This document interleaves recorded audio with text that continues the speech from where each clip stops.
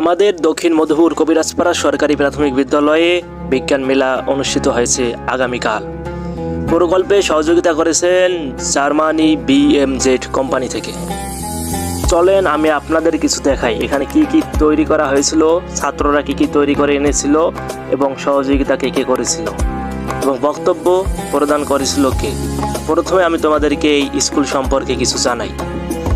এটা হলো অফিস কক্ষ। এর ভিতরে আমি যাইনি কারণ ভিতরে কোনো লোক ছিল না তো। আর বিদ্যালয়ের সময়সূচি পঞ্চম শ্রেণীর ভিতরে একটু আলগাভাবে দেখাইছি যাতে সবাই বুঝতে পারে। এখানে অনেক বেলুন দেখা যাচ্ছে, বই খাতা পড়ে আছে, ওইদিক ভাই বসে আছে, ও কোম্পানি থেকে এসেছে, এই কাজের দায়িত্ব ওনাকে দেওয়া হয়েছে।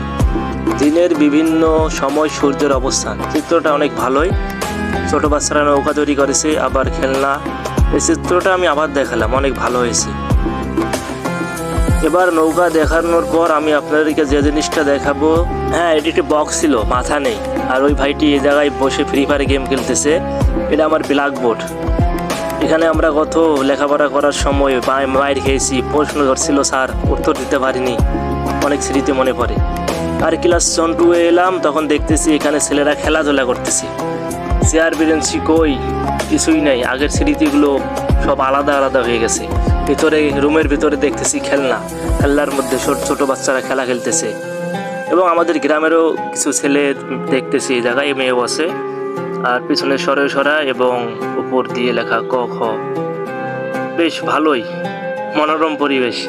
যে স্কুলে যায় না তারও যেতে মন চাইবে এই জায়গায়, যে অবস্থা তৈরি করেছে এইখানে।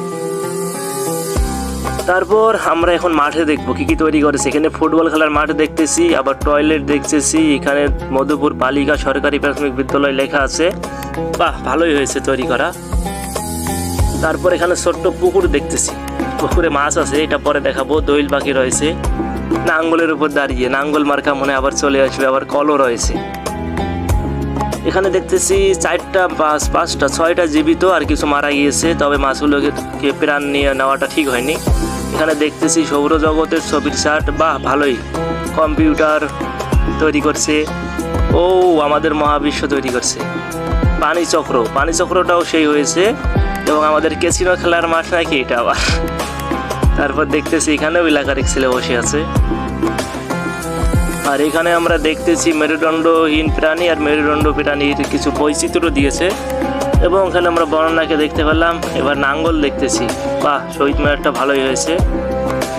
সাথে সরাই কখন ভালোভাবেই লেগেছে। নাঙ্গল, একতারা, বর্ণ শিখি, ইলিশ মাছের ছবিটাও ভালোই হয়েছে।